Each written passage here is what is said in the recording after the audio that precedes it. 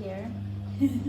I was intending to make a legs video with the band for everyone, but then I've ended up doing a lot of stretching today, and I was thinking that was something that would probably benefit all of you anyway. Plus, it's great to work out, it's great to strengthen and tone, but a lot of days, especially when you're traveling, which I know some of you are as well right now, stretching is really what we need.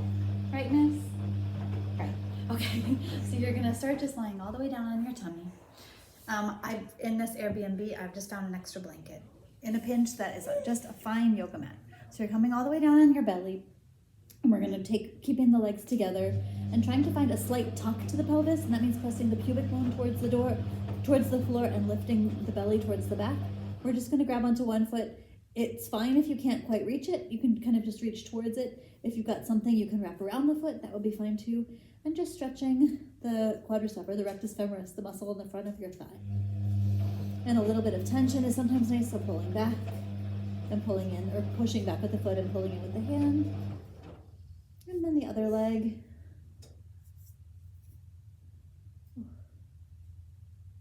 A lovely variation on this, and one that keeps your pelvis really stable, one a lot of you have done with me, is to take your knee out to the side, and my knee is parallel with my hip.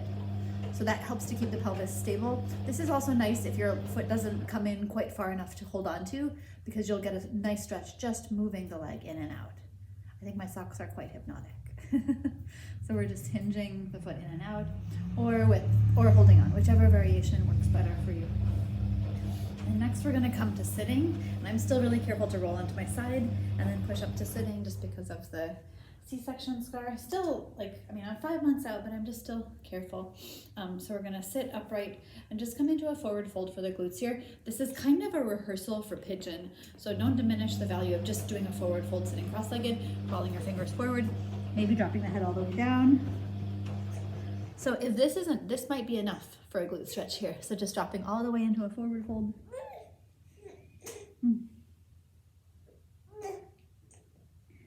And walking in, you can always stay a little bit longer. I may be going a little bit faster than I ordinarily would. Changing the cross of the ankles because this will target the other glute. Walking forward. We've been doing so much walking and glutes tend to get a little bit tight. So all the glute stretches are really valuable.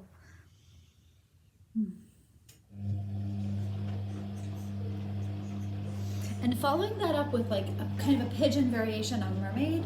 So I think this is probably the best angle to show you. My mermaid is really all about getting this leg externally rotated. Play around with the angle of this knee. It could be further back if you want a little bit more of a psoas stretch. Right, totally. And then we're gonna crawl forward. Just coming into a little bit of a stretch there. Trying to drop both hips towards the ground, but don't worry too much about it. Yeah? Have you been in tummy time long enough?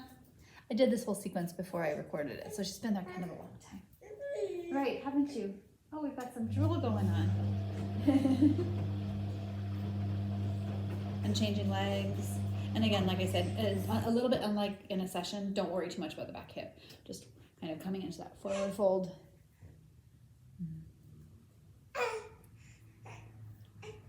And then we're gonna grab a pillow or a towel, and we're gonna tuck it behind your knees to sit back into a little bit of a knee stretch here. My knees have been bothering me a little bit, so that's why I'm doing a little bit of work on the knees. You okay? Are you running out of steam here?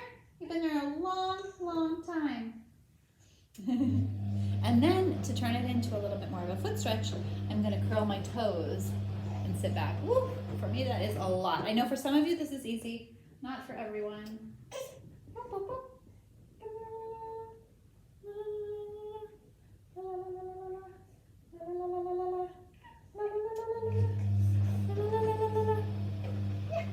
Good job.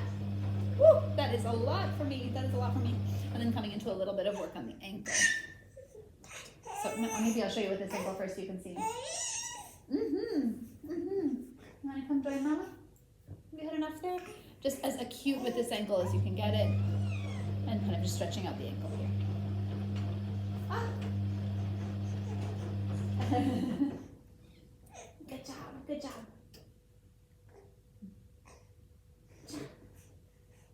Good job. They say around 5 months the desire to start rolling, or 4 months even, 4 or 5 months, the desire to start rolling starts happening. And we have no desire here yet. I think she's just very curious about the world in front of her. So not really interested in other directions yet. And I'm definitely not worrying about it because she's good at so many other things. I'm sure there's a lesson in there. I'll get to my point. I think that we get really fixated on like one area being strong, and it's good to look at the whole picture. So again, you probably can't see super well, but I'm just going as acute as possible with this ankle here. Maybe I'll try to pivot. Turn right around so you can see. Just nice ankle stretch right here.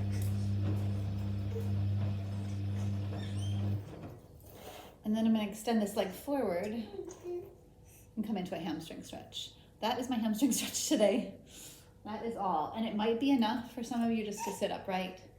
And I have my back foot in the same position as I did before. Just extending the leg forward, right? So I guess this is kind of more of a lower body focused stretch series, kind of targeting hips, knees, ankles, hamstrings. There we go. And another leg. So this, in concert with your armband series, would be a great way to start the day.